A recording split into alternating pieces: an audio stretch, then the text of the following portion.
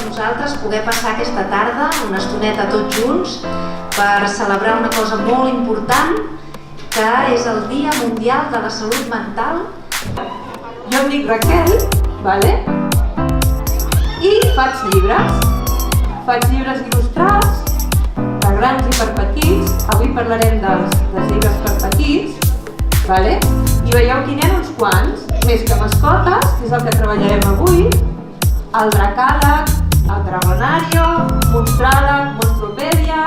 Reunits a la seu de la Fundació Orienta, el jurat del 4è concurs de dibuix per infants i adolescents Els valents que pinten sentiments, organitzat per la Fundació Orienta i amb la col·laboració de l'Ajuntament de Sant Boi.